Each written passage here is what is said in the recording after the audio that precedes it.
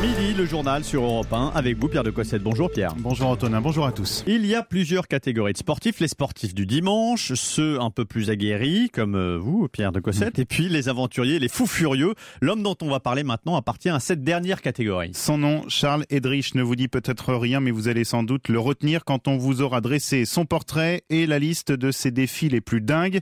Le dernier en date, Cyril de la Morinerie, braver l'océan Arctique à la rame. Oui, et changement de décor pour cet aventurier hors norme.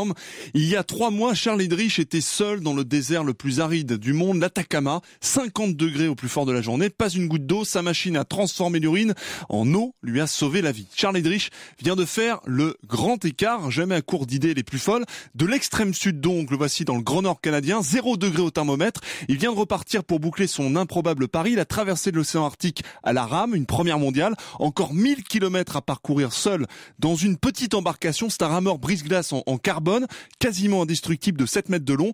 Il y a une petite cabine d'1 mètre carré pour s'abriter, un four à essence pour réchauffer ses plats lyophilisés, un désalinisateur pour boire évidemment, des panneaux solaires pour faire marcher notamment son téléphone satellite. Et il est parti d'un petit village canadien, Taloyak, 850 habitants, des Inuits, où il n'a croisé aucun touriste.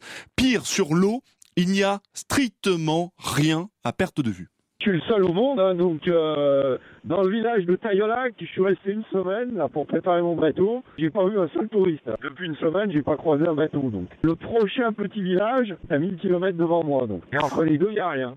Et la météo, elle est exécrable actuellement. Il pleut, il y a beaucoup de vent, me disait-il hier. Résultat, il recule même en ramant. Il rame, c'est le cas de le dire. Il a perdu plus de 30 km.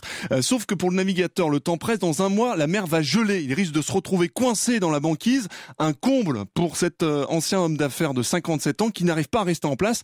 Pour terminer, du tour de monde à la voile en solo, écoutez bien, et sans escale, de l'ascension de l'Everest par la voie la plus difficile, de la traversée à la rame de l'Atlantique en solo, du ski même en Afghanistan. Rien ne semble résister à cet aventurier, sorte de Mike Horn français, pour qui la chasse au record les plus fou est devenu sa raison d'être. Il nous fatigue rien que d'en parler. Cyril de la Morinerie du service des sports d'Europe 1.